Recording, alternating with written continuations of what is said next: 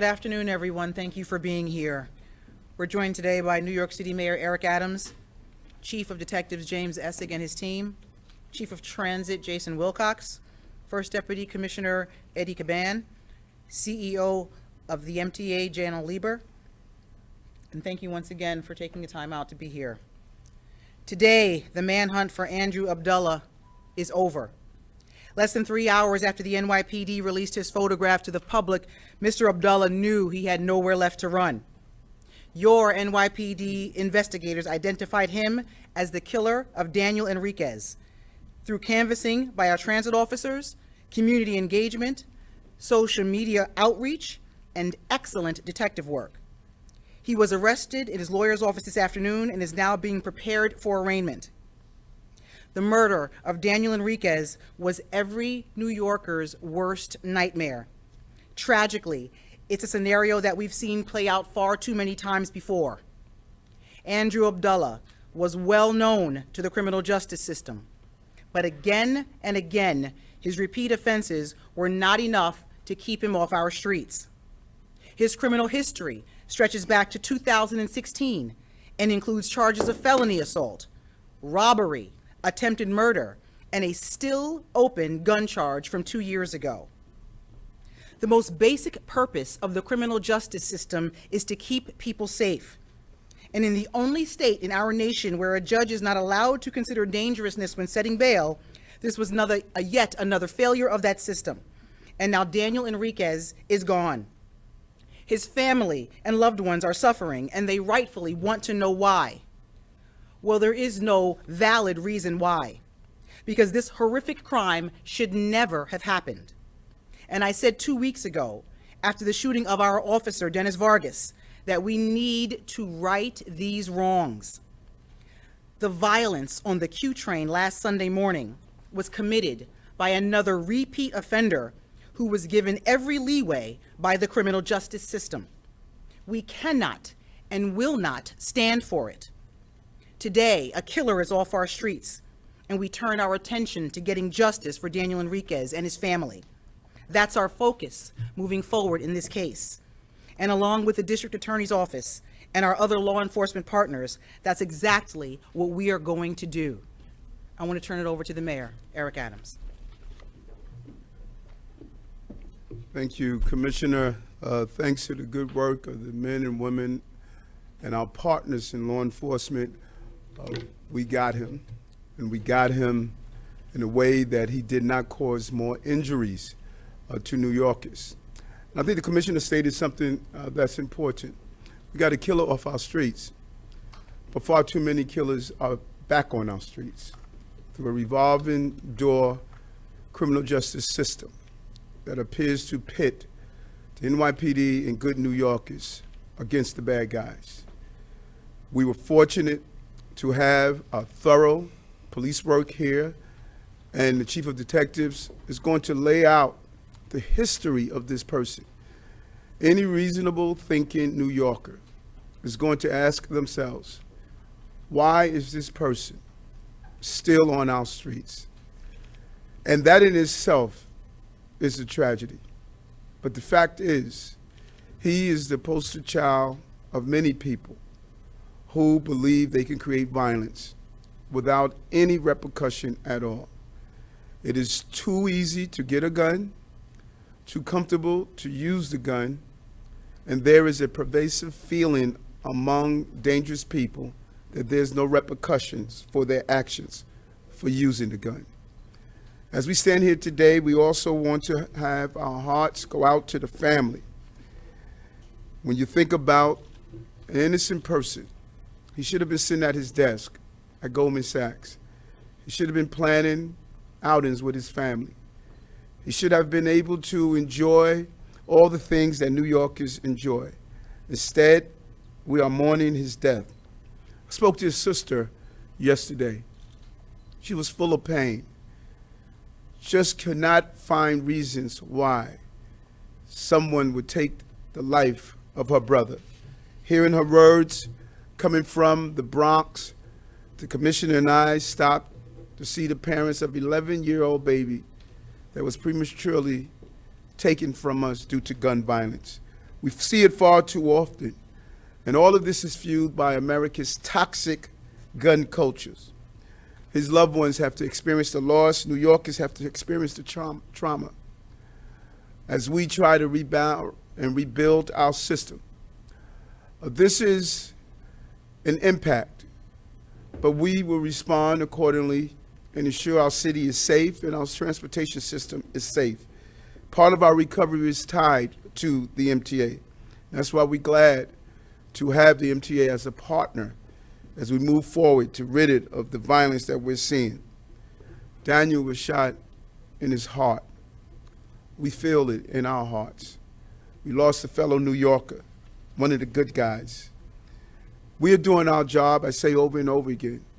The NYPD with their partners have removed over 2,900 illegal guns off our streets. As soon as we place them on, more return with bad guys who feel comfortable enough, even after we arrest them, that they can come back out and wreak havoc on our city. The industry pumps guns into the community faster than we can take them out. Arresting the shooter doesn't change what is going on every day in this industry. And we have to fight united to stop the flow of guns. The sea of violence comes from many rivers. We must dam each one. Today we damned one of them. There are far too many more we have to dam without the help to carry it out. Also want to put my heart out to the family members in Texas Elementary School. A mass shooting, 2 babies, DOA possibly, 12 injured. These shootings are happening far too often, and the response is not meeting the level of threat and danger that we are experiencing. Not acceptable. We will never surrender our streets to violence. And I want to thank the men and women of the NYPD for apprehending this dangerous person off our streets.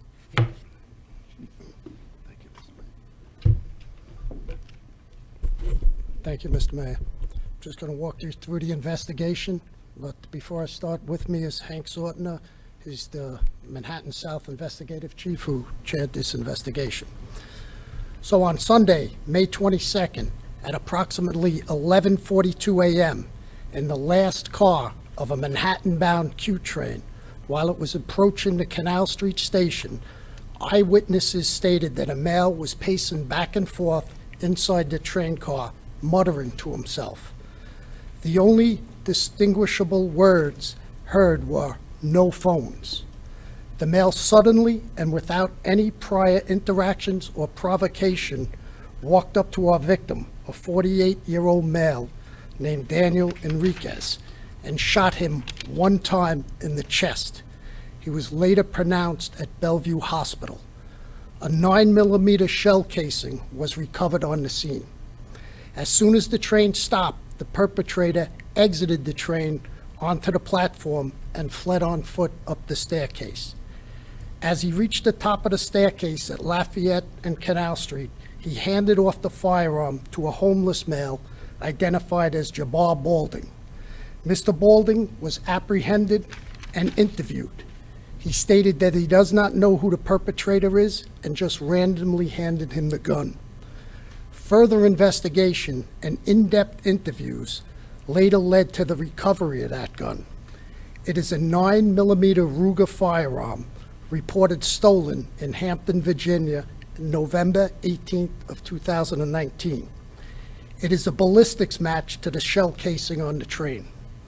Investigators were able, through video taken on the train by passengers and video at the turnstile gate, to get a description of our shooter, which was a male black with gray sweatpants and a black hoodie.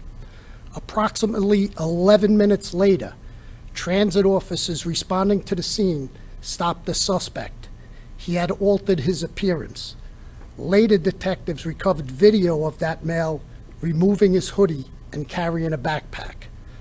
That male was identified as Andrew Abdullah, a 9-block gang member. He's a male black, 25 years old, with a date of birth of December 2nd, 1996. His last known address is 580 Flatbush Avenue. He has 8 prior arrests, including an assault in August of 2016, an assault in April of 2017. In May of 2017, he was a defendant in a Polo Ground gang takedown by the Gun Violence Suppression Division. He was charged with attempted murder, robbery, and conspiracy in the first degree. For that, he received a 30-month sentence with 2 years post-release supervision. He was out on June 11th of 2019 and was on parole until June 11th of 2021. He was again arrested on January 25th of 2020, this time with a loaded firearm, a .40 caliber. He was remanded, later made bail, and his next court date is June 6th of 2022 for trial hearings. On March 24th of 2021, he was arrested for assault 3, domestic violence. On June of 21, he was arrested for criminal contempt. And just last month, April of 2022, for grand larceny auto, where he stole the Lexus. He has a court date at June 14th for that. He is also wanted for a strong-armed robbery on the streets of Manhattan, which occurred in February of 2022. He was apprehended a short time ago by a regional task force in front of 49 Thomas Street. He's being charged with murder in the second degree and criminal possession of a weapon in the second degree. With that, I'd like to turn it over to the MTA chair before we take questions.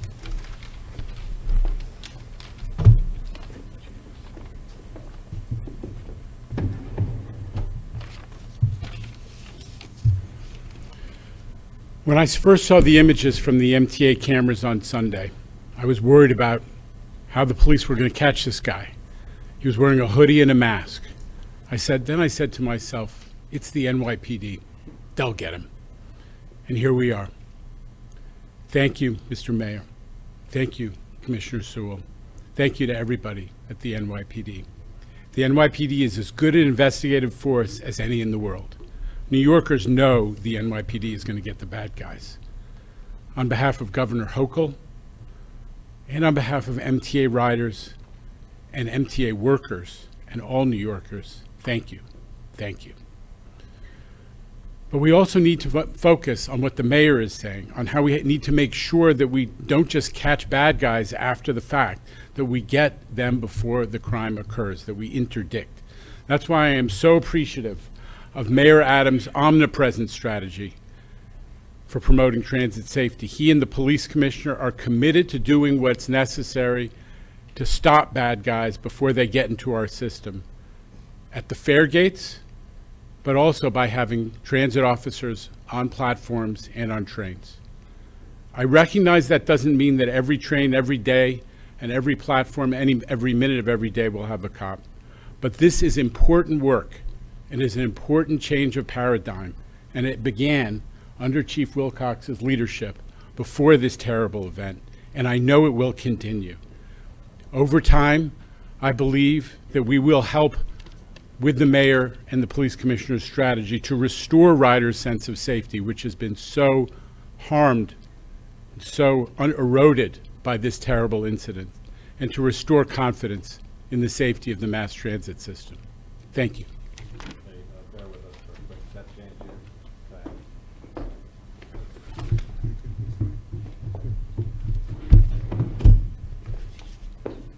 All right, questions? My question is for Mayor Eric Adams, and I guess anyone else wants to talk to Bishop Lamar Whitehead, who I know you have a long-time relationship and friendship with. Outside the police, when he said that he coordinated the suspect turning himself in, he said he was speaking with you throughout the day to coordinate it. Do you want to talk about the conversations you had? Can you confirm, is he working with the administration? Is he working in some capacity, especially at the bridge, to try to, in his instance, he said that you were happy that he was assisting the suspect in turning himself in? Well, we always encourage, particularly the religious leaders. I have a good relationship with many of the religious leaders throughout the city. And when it was placed on my radar that this person wanted to turn themselves in, I communicated with law enforcement because it's about getting the bad guy off the street. That's what we did. And all that participated in assisting us to do so, we say thank you. This is the good guys won today by getting him off the streets. And does Bishop Whitehead, I mean, I know you have a relationship with him, but is he working in some formal capacity with the administration? No. Steve Barnes, 880. For Mr. Mayor, the police officials here, regarding this suspect, Bishop Whitehead told reporters that the suspect apparently has no memory, no recollection, was surprised to see his image. Is that what he is telling you, and how does that sort of fit in with the overall picture when we talk about mental illness? This is going to be decided in court, not with any civilian. And so the court is going to determine any parts of this case, determine how this should be handled. And we're not going to do or say anything that's going to interfere with the prosecution of this dangerous person. Mark Morales, CNN. And can you folks talk about dealing with this local pastor and how you guys need to arrest him at 49 Thompson Street? And I know they're still saying that he surrendered, but how do you guys find that? No, we're not. Rocco. A two-pronged question, actually, I guess, to the chief of the commissioner. Him muttering to himself and saying no phones, is that a window into a possible motive? Was the suspect on the phone, pulling his phone out? No, we don't know why he says it. We believe that it was maybe he wants nobody to take phone cameras of the incident that was about to go down. Okay, and then for the commissioner, you talked about breakdowns in the criminal justice system. And based on the record, as Chief Essex just laid out, at what point was there a breakdown? Should he have been behind bars based on your review of his record thus far? Well, I think we've been very clear that we would like judges to be able to consider dangerousness. And clearly with the history that the chief laid out, there are times in this case where a judge could have considered possibly that he may have been a danger to society and he should not have been on the street. Tony DeStefano, Newsday. Hold on, I want to touch on that also. The attempted murder, he got 30 months. He shot someone. So he failed the first time. He murdered someone this time. That's a breakdown. We should not be plea bargaining in these cases, particularly in gun violence. We're laser focused on gun violence, and we should not be plea bargaining these cases on gun violence. Here's a person that shot someone, robbery. When you look at the top charges, he was able to plead down to, I believe, an attempted gun possession. That's just a breakdown in how we're not taking this stuff serious. It may be too early to notice, but did he give up a bigger fish, so to speak? Is that why? I'm sorry? Did he give up a bigger fish, so to speak? Do you know much about in terms of that plea? There's no fish bigger than the person that pulls the trigger. Tony. Yeah, for Chief Essex, did he make any statements when he was taken into custody? No, he's represented by counsel. No statements. Bernadette. Mayor Adams, just to go back to, what is the connection between the bishop and Abdullah? Why was he involved in any way, shape, or form? That's something I think that you have to ask the bishop. I don't know the connection. All I wanted was this bad guy off the street, and whomever wanted to participate in assisting us doing so in any way, that's good enough for me. He can answer that question. I can't. I got you. Were you aware that apparently Looking at me or the chief? Abdullah wanted to surrender to you, Mayor Adams? Was that a part of the conversation as well? And what's your response to that? This is an active case in front of the DA, and I'm not going to say anything that's going to impede the investigation at all. If the district attorney wants me to come in and sit down and have a thorough conversation, I'm willing to do so. But we're not going to do anything to allow this person to anyway impede the trial and conviction of him. All right, guys, we're gonna do one or two more. Carol Dioria, 1010. Yeah, this is a question from my office. You had Bo Jang surrender, on his own. Abdullah now made an arrangement to come in, and the subway shooter in Brooklyn turned himself in. Is there any pattern there, or is it, you think it's just coincidence, or is there, some fear that they should do it first before we get to them? Well, I'll turn it over to the chief, but I would say that we had a significant amount of assistance from the public in some of these cases. We also had extraordinary detective work. We put the information out. We put pictures out. We put his image on social media. So we pretty much, in many cases, we shrunk his world. So in these instances, people realize they really don't have too many places to go. So we really want to make sure we get the information out there and get people to help us with these investigations and these apprehensions. Mark from Fox Network. Can you elaborate on a possible motive? That's a big mystery in this one. Like I says, he was just pacing back and forth, and There was a lot of other people on that train. He just targeted this poor individual, and for reasons we don't know. Eric Feldman? Yeah, could we get some more details about what that initial interaction was like when NYPD stopped him? You guys said it was just 11 minutes after the incident occurred. Yeah, the officers were responding to the shooting. There was a description put over as I put out the sweatpants, gray sweatpants, and a black hoodie. They observed him walking away from the subway. It's a short block and a half away. They stopped him, talked to him, asked him what he was doing. They were satisfied with the answers. He had a different colored shirt on, and he had a backpack. They radioed to the officers on the scene, and it was a different description. But he did show us his ID. He leaves. When we later review the video from the train, and we see that distinctive orange shirt, now we go back there, we retrieve more video catching him taking off the hoodie, and we're able to put that together. We have his ID, and that's how we identify him. All right, guys, this will be our last question. Tina Moore.